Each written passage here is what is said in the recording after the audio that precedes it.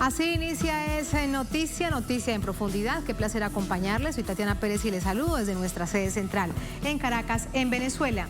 A partir de este momento, en la próxima hora, tenemos 3 temas que son noticia. De inmediato los desplegamos en titulares. Aquí están.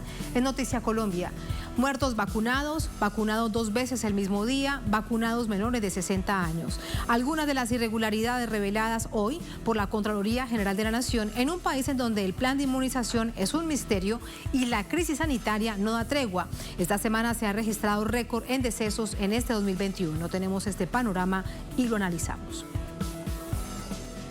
En Noticia Ecuador, a puertas de la segunda vuelta electoral y en medio de una escalada de contagios por COVID-19, sale otro ministro de Salud. Como el anterior, Mauricio Falconi estuvo en el cargo solo 19 días. Se va también por irregularidades en el plan de vacunación. Nos preguntamos lo siguiente: ¿cómo influye este escenario tan crítico en las presidenciales de este domingo? Vamos a analizarlo.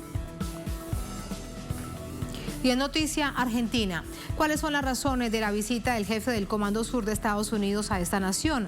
Recordemos que la víspera estuvo en Uruguay. Desde varios sectores políticos y sociales se alerta de su oscura agenda con esa llamada diplomacia militar norteamericana. Un asunto que analizamos en Noticia, que así comienza. Bienvenidos, bienvenidas.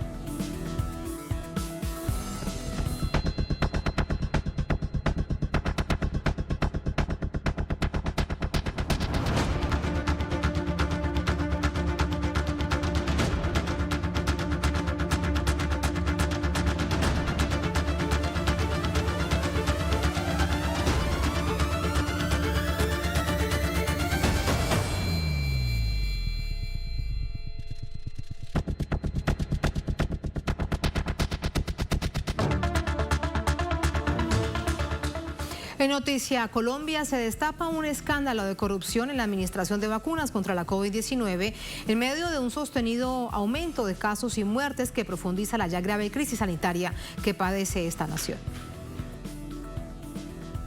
La Contraloría General de la República reveló este jueves que miles de personas no priorizadas fueron vacunadas en varias regiones del país.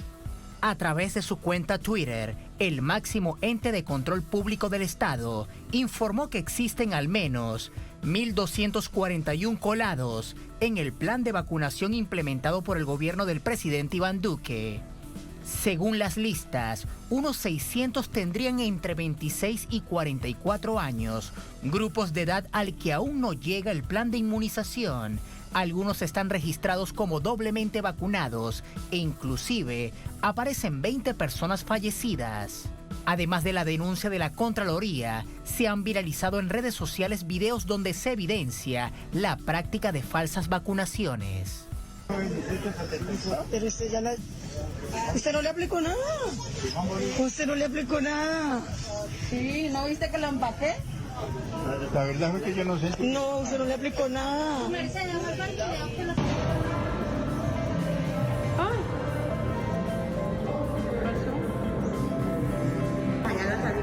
No, pero si no lo han vacunado. No. Colombia ha sido uno de los países más golpeados por la pandemia a nivel mundial, pese a que las cifras oficiales en cuanto a contagios y muertos han sido cuestionadas. Autoridades sanitarias aseguran que para la noche del jueves se registraban oficialmente más de 2.469.000 casos activos y se contabilizan 64.767 muertos por el nuevo coronavirus. Sumamos más información a esta hora desde Bogotá con nuestro corresponsal Hernán Tovar.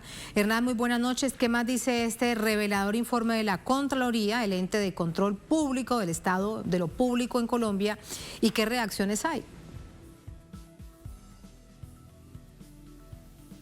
Primero, dar contexto con las cifras que reporta hoy el Ministerio de Salud.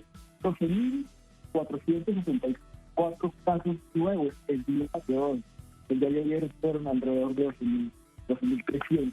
Los muertos para hoy son de 247. Paulatinamente y diariamente se vienen registrando más contagios, más muertes, mientras se hace una fuerte crítica al gobierno de Iván Duque por el retraso de la adquisición de las vacunas, por el plan de vacunación. Como no lo he visto, la Contraloría da cuenta de bastantes irregularidades. Más de 1.200 personas que fueron inoculadas, vacunadas, pero que no cumplían con los requisitos de priorización.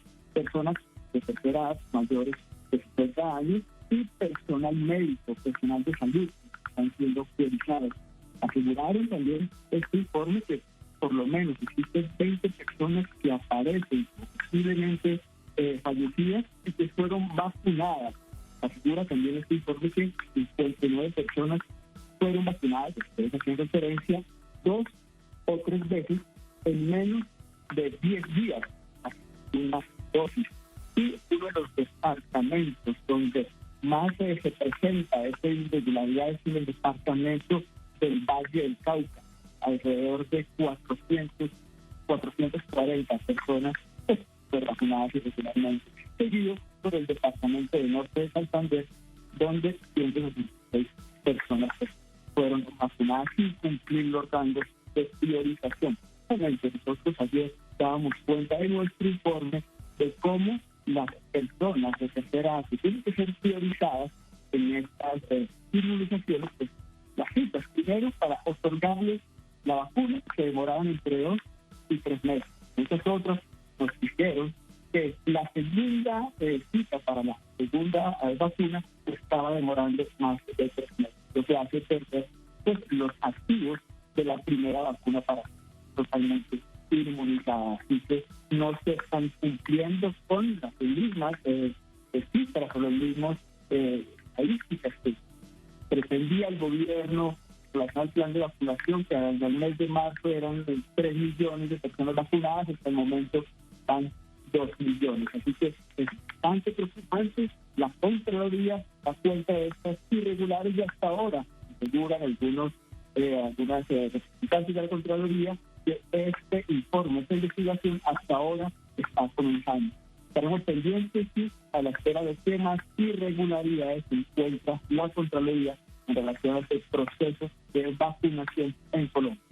Muchísimas gracias por sumar más información, Hernán, toda útil para el análisis. Para ello nos acompaña la doctora Gina Rojas Fernández, médico especialista en economía, gestión de la salud, activista colombiana por el derecho a la salud. También con nosotros desde Bogotá. Doctora Gina, muy buenas noches, bienvenida. Buenas noches, Tatiana. Muchas gracias por la invitación a este importante informativo. Muchísimas gracias a usted, doctora Gina. ¿Qué es lo que está pasando con las vacunas? Esta investigación, esta revelación que hace la Contraloría General de Colombia, pues realmente todo es muy grave. No solamente los muertos vacunados, todo esto que hemos contado, a esto habría que sumar que aparecen personas vacunadas en un departamento en donde no viven. Sí, de verdad que afortunadamente la Contraloría ha diseñado un modelo para vigilar esos 3 billones de pesos que están destinados para todo el plan de vacunación contra COVID-19. Y a través de ese modelo, vigilar en tiempo real la contratación del presupuesto asignado. Entonces, lo que hizo la Contraloría fue hacerle un seguimiento a cada una de las 1.427.666 personas que estaban identificadas como la población objeto de la fase 1 del plan de vacunación. Y luego, al hacer un cruce, al cruzar las bases de datos con el RUAP, por ejemplo, que es un registro en donde se registran las personas fallecidas, y hacer cruces con ese seguimiento exhaustivo, pues arrojaron los resultados que ustedes muy bien han estado informando. Entonces, es lamentable que muchísimas personas, más de 600 personas, por ejemplo, hayan sido vacunadas sin hacer parte de la fase 1 de vacunación. También es lamentable que casi 60 personas fueron vacunadas 2 o 3 veces y en menos de 10 días. Es decir, antes de la segunda dosis, lo que es claramente un ejemplo de suplantación. Exactamente, eso le quería preguntar, doctora Gina, pero eso sería una suplantación, estaríamos ante este hecho de corrupción, porque es impensable que una persona por decisión propia, poniendo en riesgo su salud, se vacune 2 o 3 veces el mismo día o la misma semana. Sí, no, imposible, imposible porque pues eso pondría en riesgo su salud. No vacunarse con un periodo de ventana inmunológica con un periodo menor a 21 días, que es el establecido para la segunda dosis. Entonces, además, 20 fallecidos han sido vacunados en Colombia, y eso nos sorprende porque aquí, en este país, desafortunadamente, la corrupción campea en todas las instituciones del Estado. Nos lleva a encontrar siempre fallecidos que votan, fallecidos que reciben subsidios del Estado, fallecidos a los que les pagan indemnizaciones. Entonces, pues ya eso era algo que triste y lamentablemente podíamos esperar. ¿Desde dónde se parte esta corrupción, doctora Gina? Teniendo en cuenta que, como nos los estaba además diciendo Hernández, nuestro corresponsal desde Bogotá, hay unos departamentos en donde se ha registrado la mayoría de estas irregularidades, como el Valle del Cauca. ¿De dónde parte esta corrupción, esta irregularidad? Pues, a ver, el plan de vacunación en Colombia contempla que estas vacunas como que pasen por muchas manos, no las vacunas como tal, pero sí el plan de vacunación. Colombia tiene un modelo de salud que es privado y es un modelo de libre mercado, en donde el negocio de la salud es más importante que la garantía del derecho a la salud. Entonces hay unas empresas promotoras de salud, unas EPS, que son las intermediarias financieras de la salud. Su única función es recibir el dinero del Estado y apropiárselo a las clínicas y a los hospitales, pero en esa apropiación hay un fondo oscuro que nadie conoce y pues no pagan las EPS a las clínicas y los hospitales, de tal suerte que las clínicas y los hospitales quedan sin recursos para comprar, asegurar los insumos, las tecnologías, los medicamentos y para pagarle a los trabajadores de la salud, lo que redunda en una pésima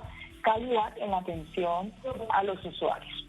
Entonces, luego, lo que se contempló en este plan de salud, este plan de vacunas, es que estas empresas promotoras de salud, estas intermediarias financieras, iban a generar las bases de datos con todas las personas afiliadas, y para que pasárselos a las clínicas y a los hospitales, porque son las clínicas y los hospitales y los entes territoriales, es decir, los diferentes municipios y departamentos del país y distritos, quienes tienen la función de vacunar.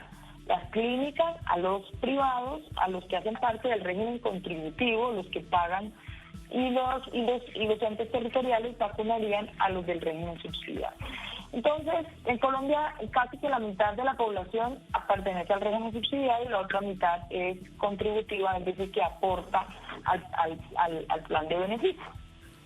Quiere decir entonces, doctora Gina, que con todo esto que usted nos está contando, además de cómo funciona un modelo de salud privatizado en el país, difícilmente se podrá pensar en una vacunación masiva del pueblo colombiano.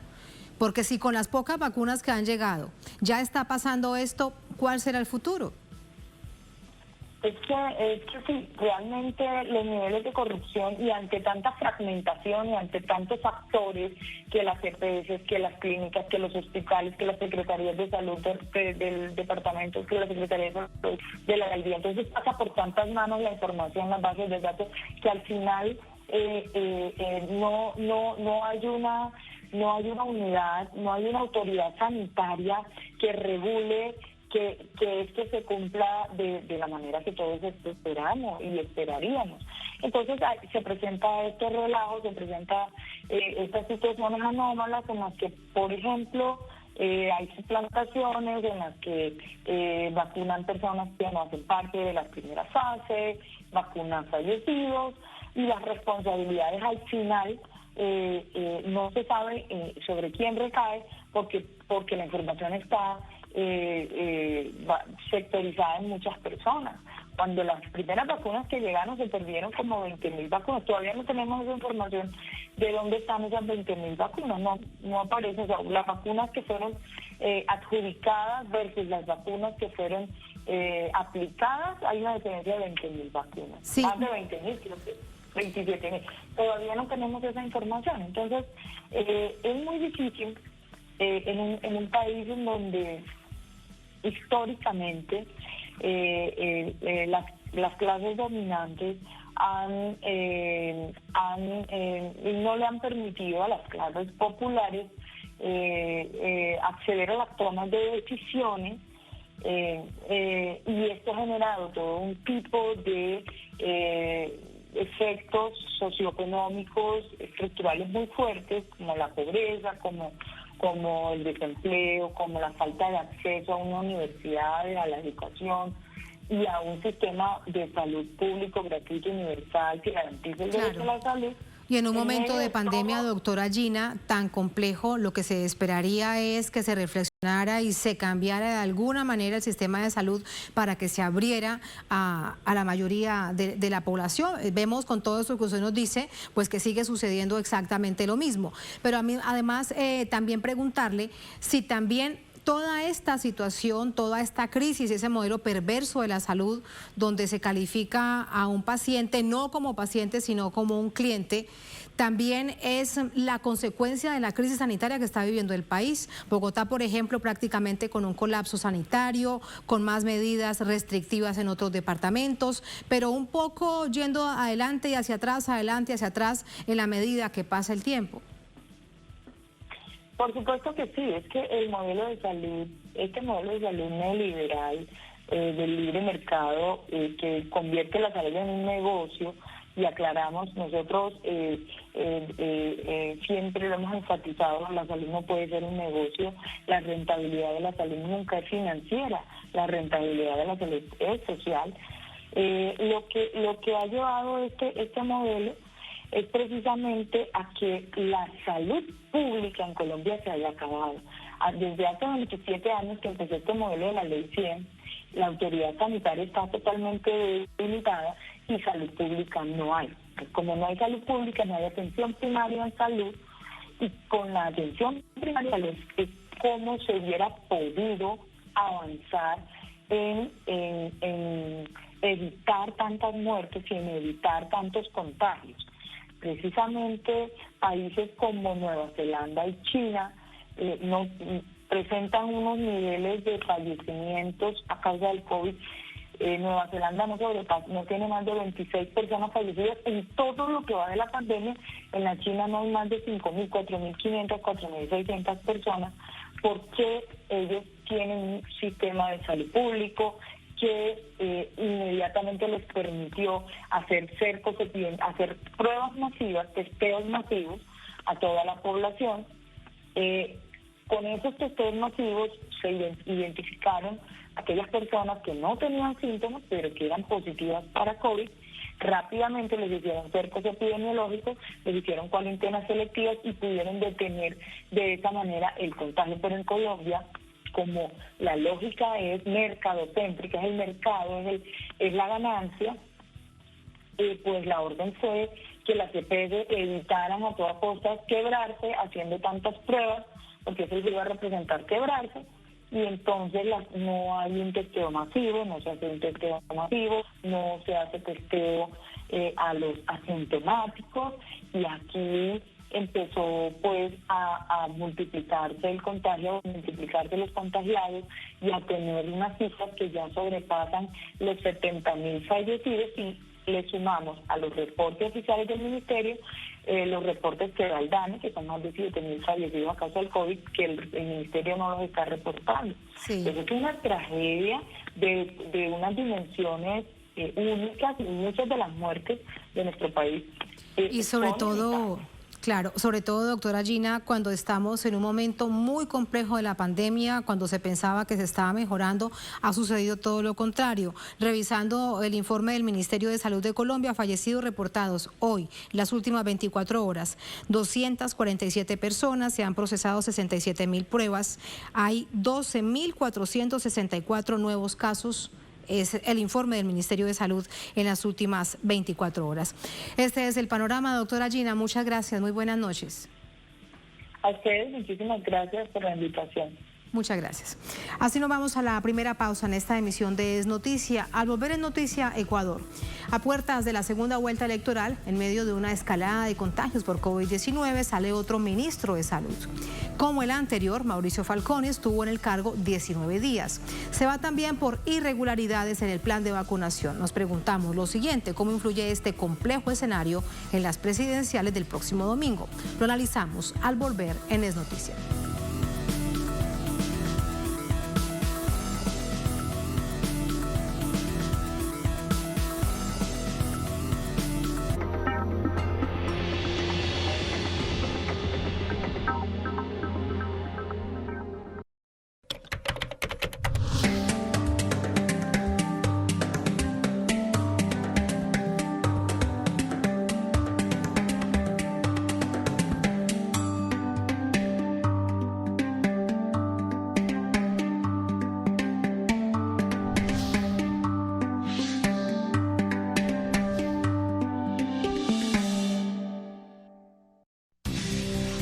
Latinoamérica se prepara para ejercer su derecho al voto.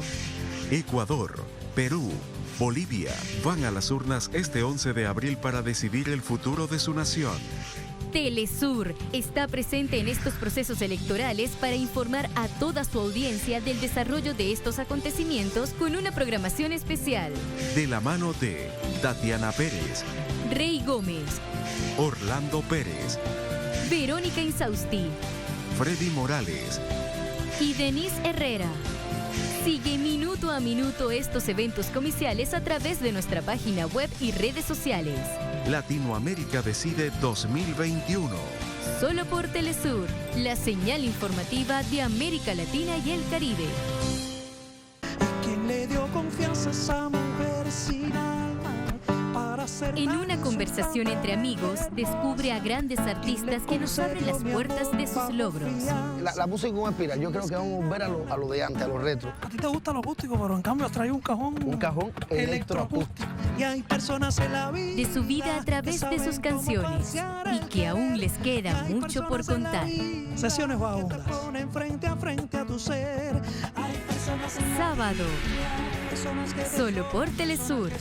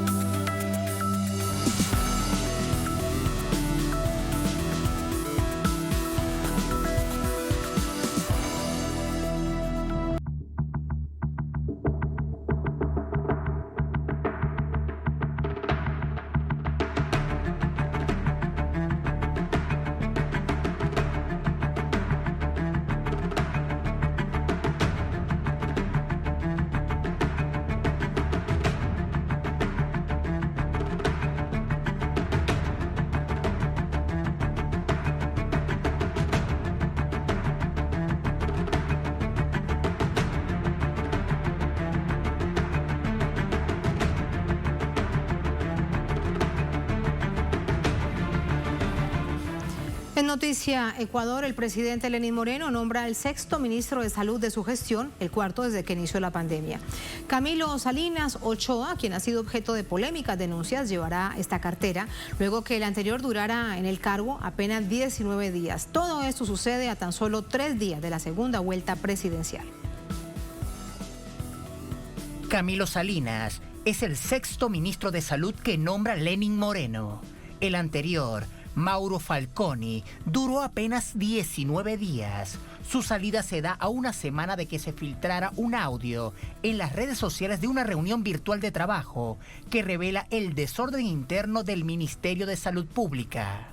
Y yo quiero que a ustedes les escuchen las barbaridades que están pasando en el Ministerio de Salud Pública y la falta de datos que no tengo. ¿Qué pasa? ¿Por qué demonios no tenemos datos? Yo mismo recorrí todos los hospitales del país y estuve en las zonas. Yo mismo hice los puestos de mando. ¿Qué les pasó? ¿Dónde está la información? ¿Dónde está el arquero de vacunas? Ahora le tocará al exgobernador de la provincia de Los Ríos, Camilo Salinas, asumir este cargo, aunque él también ha sido objeto de denuncias desde que a mediados de 2020 la Comisión Nacional Anticorrupción divulgara que porta carnet de discapacidad. Sin embargo, en esa oportunidad, él se justificó ante los medios. Es una enfermedad congénita física, una patología osteoarticular que me produce alteraciones en los músculos tibiales posteriores, que ya he tenido algunas afectaciones como cirugía de rodillas, una artroscopía diagnóstica para evaluar cómo están, porque tengo los cartílagos y meniscos desgastados. Además, con fuentes de la misma fiscalía, reveló que semanas antes él mismo había solicitado una pesquisa sobre los carnets, por lo que, entrevistado por el medio La Hora de Ecuador, declaró que solicitó esta investigación por saberse como autoridad, juez y parte. Pero ese no es el único hecho por el cual este nuevo ministro ha sido criticado en los medios. También se señala que este carnet le había sido conveniente para que su microempresa de actividades de consulta y tratamiento médico, según devela la data del portal Ecuador Negocios, le exonerara de impuestos. Este médico y exgobernador de Los Ríos, que también fue candidato a asambleísta alterno, aunque fue quien presentó ante los medios una demanda de familiares de pacientes de los hospitales de su provincia por corrupción en estos centros de salud a inicios de la pandemia, él mismo fue cuestionado entonces por su manejo de la emergencia en su provincia y los cercos epidemiológicos, según reseñó este jueves el portal Ecuavisa. Este jueves, el Ministerio de Salud anunció vacunación de adultos mayores en Quito para este mismo día, al tiempo que Salinas aparecía junto al presidente en la jornada de vacunación del fuerte militar Eplicachima, según informó el portal Primicias. El pueblo de Ecuador necesita urgentemente un sistema de salud público organizado, pero el actual gobierno no parece garantizarlo. Vamos a entrar de inmediato con el análisis. Para ello nos acompaña Fernando Casado, es profesor universitario en la Universidad Técnica de Manabí, es periodista, analista internacional, nos acompaña desde Quito. Profesor, ¿cómo está? Muy buenas noches, bienvenido. Hola Tatiana, ¿qué tal? Un gusto estar aquí contigo y con la audiencia del sur. Muchísimas gracias. La pregunta que planteábamos precisamente antes de la pausa, toda esta crisis que poco a poco se va develando cuando la vemos en la crisis sanitaria, con que los ministros de salud duran tan poco, este pasó 19 días, el anterior también 19 días, toda esta crisis, ¿cómo se verá afectada políticamente el próximo domingo? Bueno, yo creo que esto es parte de este desastroso gobierno que está teniendo Lenín Moreno y que está visibilizándose claramente con la falta de cronograma, la falta de prioridades a la hora de vacunar a la población. Y al mismo tiempo, de forma paralela, ha estallado un escándalo que viene ya desde el ministro Ceballos, el que ha gestionado gran parte de la pandemia y de la crisis sanitaria, en el que además de las pocas y escasas vacunas que hay, parece ser que ciertos privilegiados han estado saltándose la cola y frente a las personas con mayor vulnerabilidad y frente al personal sanitario que está en la primera línea de fuego de combate contra la pandemia, pues ha habido ciertas personas que se han estado vacunando últimamente. Todo esto ha configurado una situación bastante escandalosa, ¿no? Y además, como estamos en medio del proceso electoral de cara a las elecciones de este domingo, 11 de abril, pues también lo curioso es que esas personas que se les llama acá en el Ecuador los vacunados VIP, pues todos van a ir a votar por Lasso este 11 de abril, ¿no? Con lo cual, incluso el propio hijo del candidato a vicepresidente del candidato de la derecha, Guillermo Lasso, se habría vacunado. Entonces, todo esto da lugar a que haya habido esa inestabilidad tan grande de cara a los distintos ministros y gestiones en el Ministerio de Salud acá en el Ecuador, porque la pandemia está siendo gestionada de una manera absolutamente desastrosa. Además, fíjense que después de Perú, el país que tiene una mayor cantidad o la mayor tasa de mortalidad de la pandemia en el planeta en cuanto a muertes por cada 100.000 habitantes es el Ecuador, ¿no? Entonces, Es una situación realmente catastrófica en la que también, por ejemplo, están colapsados el sistema sanitario en términos generales, no hay camas en UCI, en cuidados intensivos. El día de ayer también pues fue algo desastroso, las larguísimas colas de las personas de avanzada edad que estaban esperando más de 8 horas para recibir la vacuna sin haber comido, sin haber tomado sus medicamentos, bajo el frío de Quito, con lo cual es una situación realmente inhumana incluso en algunas ocasiones. Y eso es lo que al final desencadena que le pidan la renuncia, que le digan que se vaya al ministro de Salud. Ahora, profesor, esto es la evidencia de que hay una profunda crisis institucional, que nada funciona en el país, como decíamos en la parte baja de las pantallas. ¿Esto evidencia que hay un país a la deriva en términos globales? Yo creo que sí, yo creo que hay un país a la deriva y además precisamente está a la deriva por la aplicación de políticas neoliberales a lo largo de estos últimos 4 años y el gobierno de Lenín Moreno. Y esto pues es un poco la expresión. Creo que además en los países en los que hay una mayor o una menor presencia del Estado y un mayor caos es donde la pandemia está golpeando más duro, ¿no? Entonces, curiosamente, 2 países que este domingo tienen elecciones, pues son los que estarían a la cabeza de la peor gestión de la pandemia. Y sin duda, pues en el caso de Ecuador es algo extremadamente grave, porque además se ha visto reducido la inversión en salud de manera drástica en estos últimos 4 años, mientras que en los últimos años del gobierno de Rafael Correa se había logrado cumplir con el objetivo que manda la Constitución de invertir al menos un 4% del PIB en materia de salud, que llegó a superar esa cifra. Hoy está por debajo del 3%, estarían rondando a un 2,77, un 2,80% del PIB. Esto también pues ha dado lugar a la extremada vulnerabilidad del sistema de salud en el Ecuador. Pero además ha ido acompañado de otro tipo de escándalos, como por ejemplo el que afectó también al alcalde Jorge Yunda, de acá de la ciudad de Quito, en el que se estuvieron aplicando pruebas que no tenían eficacia, pruebas que estaban en mal estado, PCR, para ir tratando de identificar en la población dónde estarían los casos de COVID. Entonces, bueno, es un despropósito generalizado el que estamos sufriendo acá en el Ecuador en relación a la gestión de la pandemia, sin ninguna duda. Es un escándalo detrás de otro escándalo. Profesor, quédese con nosotros unos minutos. Vamos a irnos a otro punto de Quito con nuestra corresponsal Denise Herrera. Recordar que además en la clave político-electoral, Denise, muy buenas noches, día y noche de cierre de campañas de Lasso y de Arauz. ¿Cómo se ha dado esto?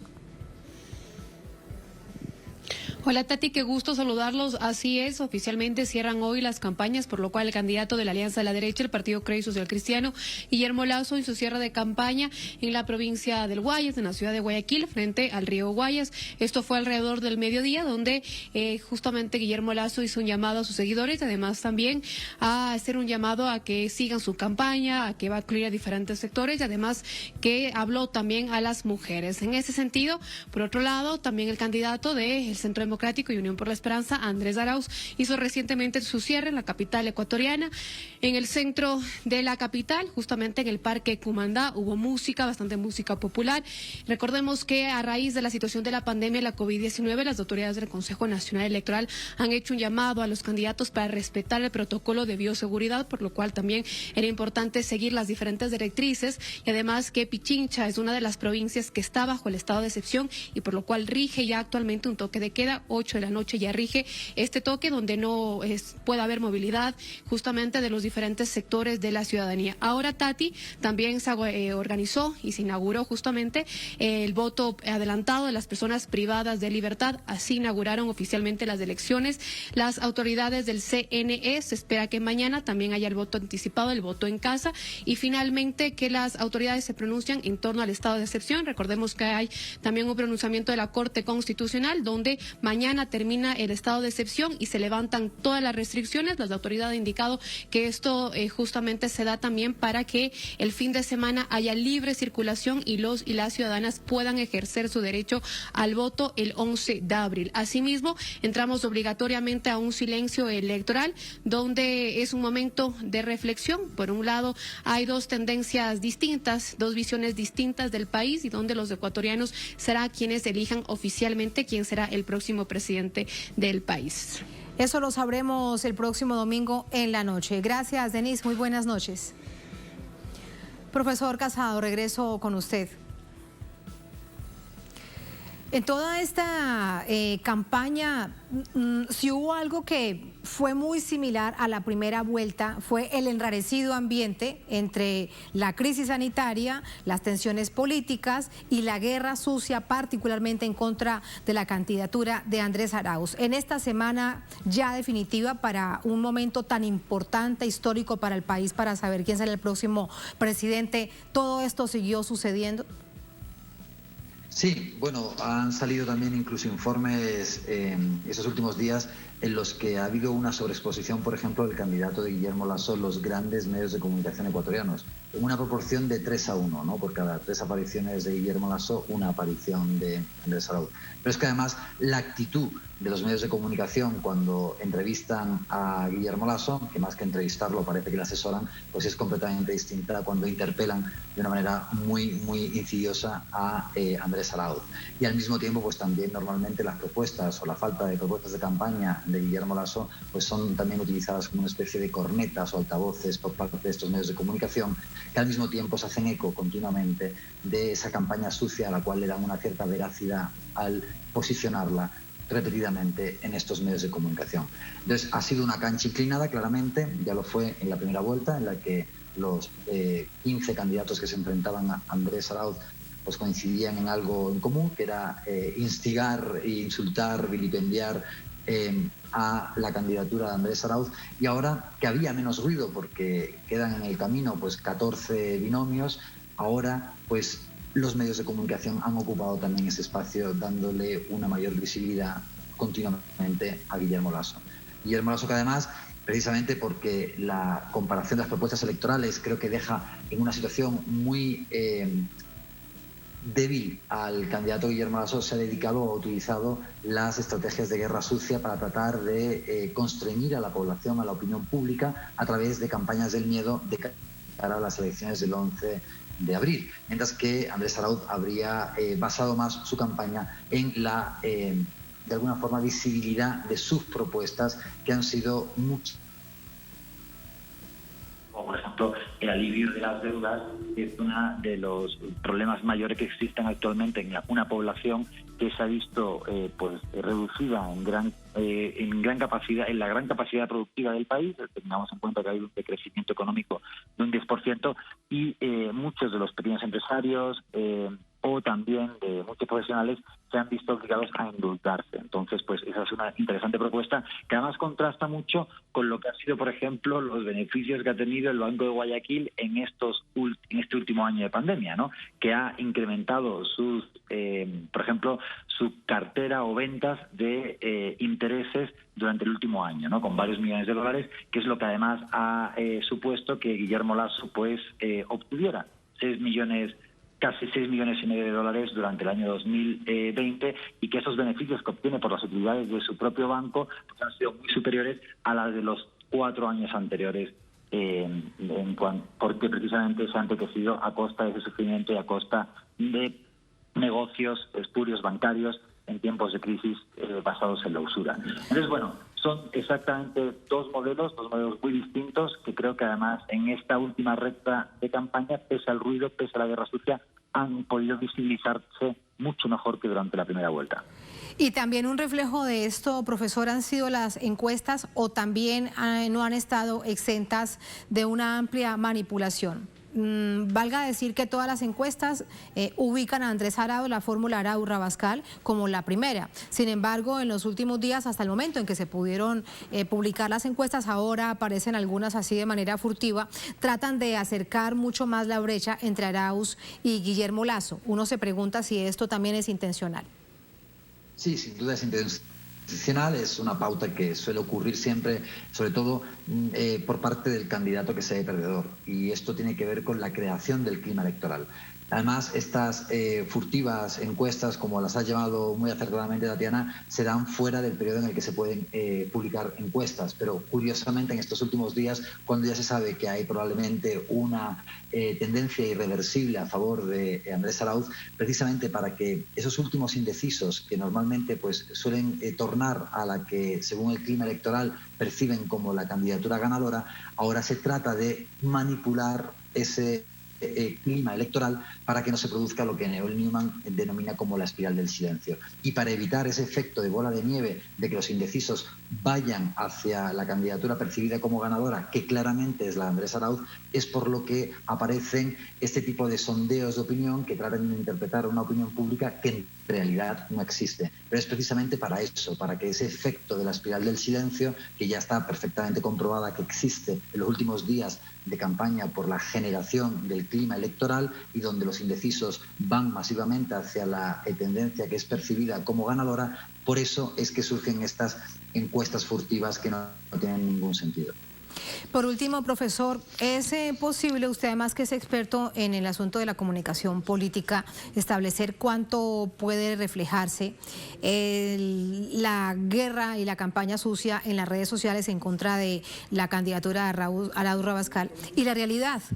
Teniendo en cuenta también que una cantidad de eventos, si fuesen tiempos normales, pues se harían en los lugares, recorriendo el país. Ahora, producto de la pandemia, todo ha tenido que ser reinventado. Así que también se mantiene un poco la distancia del candidato con sus seguidores o con aquellos a quienes desee llegar. ¿Es posible en este momento tratar de medir cuánto será de esto que vemos en las redes sociales, en medios de comunicación y trasladado a la realidad, para tratar de comprender un poco más de este panorama electoral?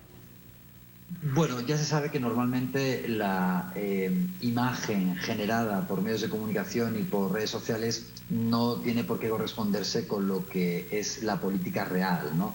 De hecho, ha habido eventos de política real que creo que van a ser determinantes a favor de Andrés Arauz en estos últimos días, como ha sido el apoyo de Jaime Vargas, como ha sido el escándalo de la vacunación del hijo de Borrero, y la percepción o el clima que se genere también en redes sociales no necesariamente se corresponde con el sentir mayoritario de esa opinión pública y que se va a traducir posteriormente en votos muy seguramente a favor de Andrés Arauz. Por ejemplo, hay cosas que están ocurriendo en este momento, como pudimos averiguar en una investigación que hicimos una serie de compañeros, en la que, por ejemplo, Guillermo Lasso está invirtiendo 115 veces más dinero en pautaje en Facebook que su contendiente Andrés Arauz, o que existe una campaña no solamente de guerra sucia, sino una grandísima campaña de bots y de trolls que tratan de posicionar continuamente hashtags, como ocurrió, por ejemplo, justamente después del debate presidencial, en el que se posicionó el hashtag No mientas más Andrés, que ya estaba perfectamente planificado por parte de Guillermo Lasso y su comité de campaña, porque empezaron a surgir este tipo de hashtag incluso 15 minutos antes de que el propio Guillermo Lasso lo dijera en cuentas de bots extranjeras. O el hecho de que hubo uno de estos trolls tempes que en vez de decir no mientas más Andrés, escribió no mientras más Andrés y se generaron más de 30.000 tweets con ese hashtag no mientras más Andrés, ¿no? Entonces, bueno, esa guerra sucia que genera una serie de ruidos y una percepción en redes sociales como Twitter en este caso, o como Facebook por el pautaje, no se tiene que corresponder con la política real, por suerte. Y desde luego que medios de comunicación y en gran medida pues todo este tipo de estrategias en redes sociales han jugado o han tratado de jugar a favor de Guillermo Lasso para llevar al terreno de lo mediático lo que no ha podido hacer en el terreno de lo político. Y el domingo veremos cuál es el resultado. Profesor, muchísimas gracias como siempre por ayudarnos a comprender este panorama, sobre todo en un momento que resulta crucial para el país. Gracias, muy buenas noches. Muchísimas gracias, Tatiana, por tu invitación. Muchas gracias. Así vamos a otra pausa en esta emisión de Es Noticia. Al volver en Noticia Argentina, ¿cuáles son las razones de la visita del jefe del Comando Sur de Estados Unidos a esta nación? Recordamos que la víspera estuvo en Uruguay. Desde varios sectores políticos y sociales se alerta de su oscura agenda con esa llamada diplomacia militar norteamericana. Son hechos que analizamos al volver en Es Noticia.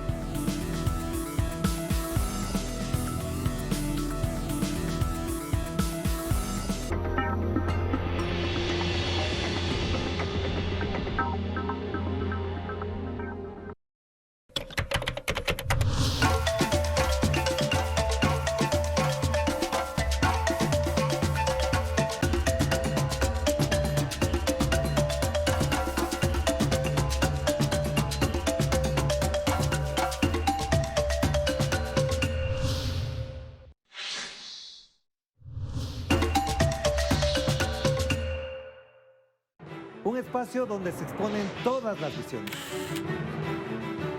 Aquí reflexionamos con los actores del panorama político mundial. De lunes a viernes, analiza las influencias en los sucesos latinoamericanos. En Clave Política. Solo por Telesur.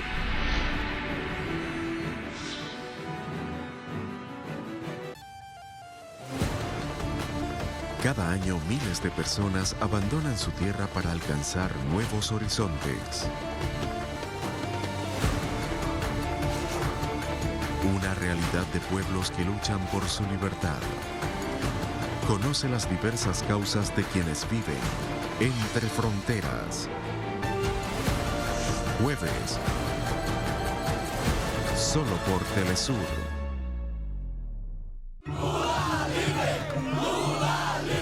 Después de la desintegración de la Unión Soviética no le podían echar mala culpa a los comunistas, había que crear otros enemigos. Lula fue encarcelado después que un tribunal federal de segunda instancia ratificó y amplió una condena dictada por el juez Sergio Moro. Lo que ha hecho posible la prisión de Lula es el golpe de Estado institucional de 2016, cuando el Congreso destituyó a la presidenta Dilma Rousseff. Reportajes Telesur presenta Brasil entre democracia y fascismo. Sábado. Solo por Telesur.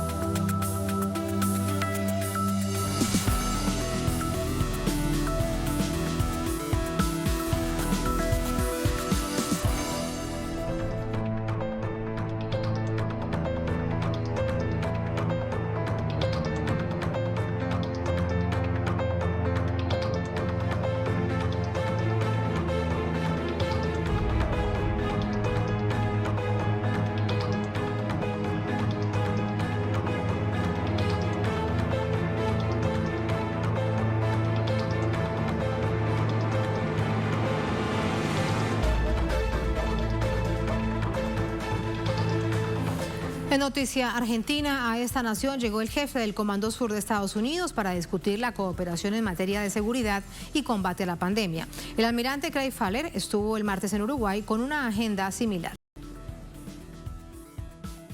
El jefe del Comando Sur de Estados Unidos, Craig Faller, se reunió con el ministro de Defensa argentino, Agustín Rossi, y la ministra de Salud, Carla Bisotti. Solo hay fotos y declaraciones a través de Twitter sobre el encuentro.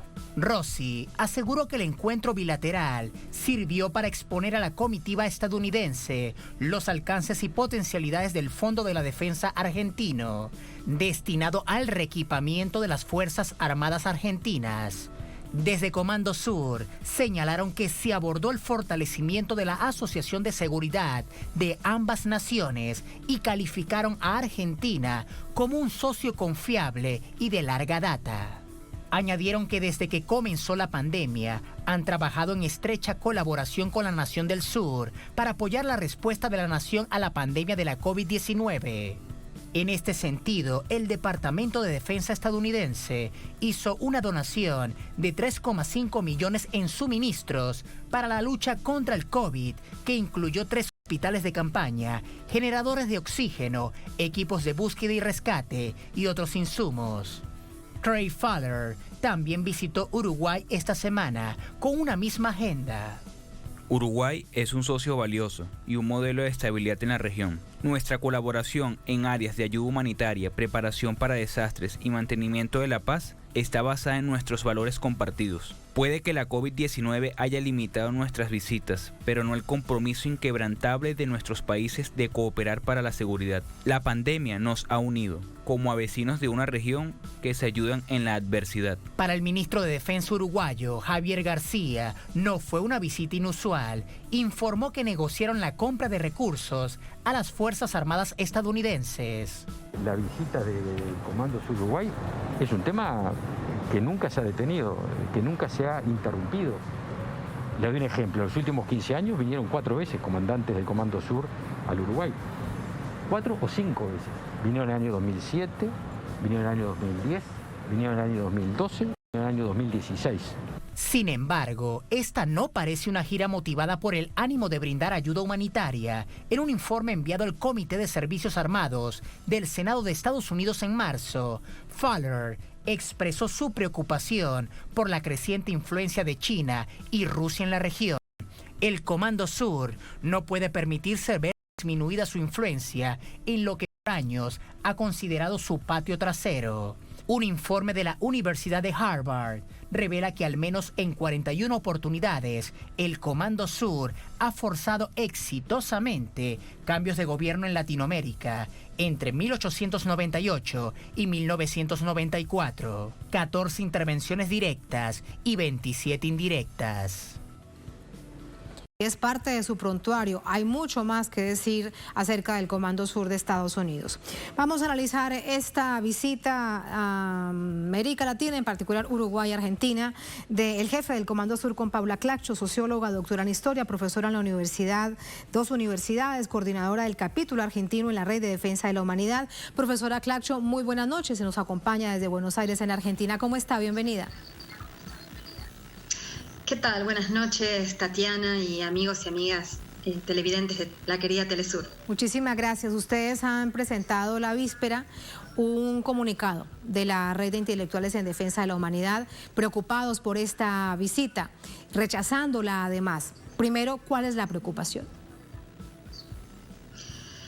La preocupación tiene que ver con la visita de un personaje que, más allá de lo que ese señor como individuo es, la visita de un representante del Comando Sur del Ejército de los Estados Unidos, representante del Pentágono en nuestro país. Es una autoinvitación, no ha sido invitado formalmente por el gobierno argentino, más bien fue una especie de visita impuesta, que bueno, lo están recibiendo porque viene, pero por supuesto que suscita nuestro más enérgico rechazo por lo que ustedes mismos acaban de referir en el informe recién mismo, por el rol que ha jugado el Pentágono en nuestro territorio, las invasiones, la injerencia, la sola existencia del Comando Sur por nuestro territorio latinoamericano. ¿Cuál sería la razón de ser si no es asegurar su dominio? Bueno, ellos mismos lo dicen,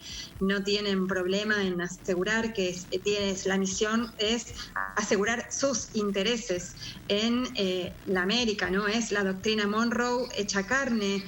Por otra parte, en 2008 recordemos que también reactivaron la Cuarta Flota que navega nuestros mares, justo al momento de descubrirse la importante reserva del presal en Brasil, y también coincide con el pico, el auge de los gobiernos progresistas en nuestra región.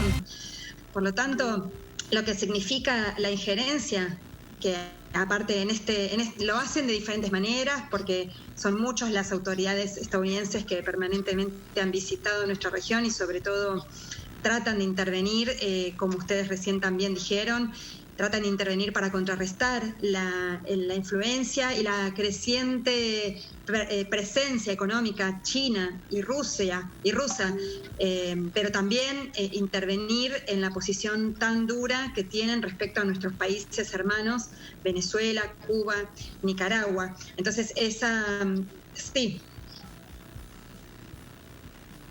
¿Vas a decir algo? No, estaba escuchándola atentamente, pero precisamente con todo esto no había una agenda realmente pública, salvo lo que se dijo a través de un comunicado y lo que han dicho medios de comunicación que de alguna manera interpretan esta visita. Por ejemplo, la salida de Argentina del Grupo de Lima, que fue creado además para tratar de interferir de manera permanente en los asuntos internos de Venezuela por la cercanía que tiene Rusia y China con Venezuela, Nicaragua y Cuba, pero eran algunas informaciones no confirmadas.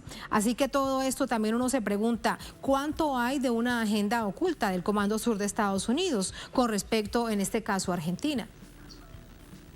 Sí, hay intereses bien concretos que son, primero, no perdamos de vista que en el escenario nuestro americano es una semana especial. El domingo hay 3 disputas electorales y va a haber una cuarta, la de Chile, que se pospuso, ya sabemos. pero es un escenario muy importante donde está retornando las fuerzas progresistas a varios gobiernos de nuestra América, y es una presencia que avanza a fuerza de la lucha de los pueblos, y eso por supuesto que le preocupa, porque se van desalojando, ya no por vía de golpes de Estado como los mismos Estados Unidos impulsaron todas estas décadas de gobiernos progresistas en nuestra América, sino que ahora por el voto popular vamos avanzando en retornar a gobiernos de la mano de las fuerzas progresistas. Pero además, fíjate lo que vos acabas de decir, claro, la preocupación porque nuestro gobierno viene sentando un precedente en política exterior soberana, viene pidiendo en todos los foros internacionales el levantamiento del bloqueo criminal y genocida en este momento de pandemia contra Venezuela y contra Cuba, viene, por supuesto que ha legitimado el gobierno legítimo de Nicolás Maduro, desconociendo el fantoche de Guaidó como quieren y siguen haciendo los Estados Unidos, ha tendido una mano muy... ¿Hola? Sí. Estoy... Adelante, siga, profesora, la escuchamos atentamente. Sí. Perdón, pensé que Sí, digo, ha tendido una mano muy solidaria, pero no por una cuestión solidaria, sino por una cuestión política, estratégica, al gobierno depuesto por un golpe de Estado de Bolivia, con el refugio político no solamente Evo Morales, sino un montón de dirigentes perseguidos. Bueno, en fin, y... Sí, tengo que nombrar el error, por supuesto, de haber votado en contra de Venezuela en la ONU, pero es una mancha negra que la excepción que confirma la regla de que en realidad Argentina ha retornado a una política soberana en política exterior y apuesta a la unidad nuestroamericana. Pero no quiero seguir hablando sin mencionar algo bien concreto y bien importante que viene a hacer también el almirante Faller en nuestro país, porque por algo va a la base a Ushuaia, capital de Tierra del Fuego, nuestra provincia más austral, de cara a la Antártida, puerta del Atlántico Sur, del canal del Estrecho de Magallanes, es el canal más natural, ¿no? más importante bioceánico, y fíjense la importancia que tiene, porque en la provincia de Tierra del Fuego se está hace años tratando de montar una base de operaciones logísticas para que tiene que ver con nuestra proyección antártica, y sin embargo, y se ha tratado también con el gobierno chino, porque se están buscando inversiones para montar esa base, pero para que sea de uso argentino. Más allá de que vengan a invertir, es para uso argentino. Entonces, frente a las negociaciones con el gobierno chino y demás, Craig Faller viene a ver con sus propios ojos, a tratar de intervenir en ese asunto, porque sabemos, está de más decirlo, que es toda esa zona del Atlántico Sur, la enorme fuente de recursos naturales todavía bastante inexplorada, que significa la Antártida, en donde la Argentina nos pertenece una enorme porción de territorio antártico, y la disputa y el litigio, por supuesto, del Atlántico Sur, de nuestras Islas Malvinas y las islas del Atlántico Sur, en donde está una base de la OTAN. Eso es de mucha preocupación para el gobierno de los Estados Unidos, y fíjate que hace un par de meses han incursionado con un submarino nuclear, por el cual nuestro gobierno también elevó una queja, una grave preocupación ante esa incursión en el Atlántico Sur.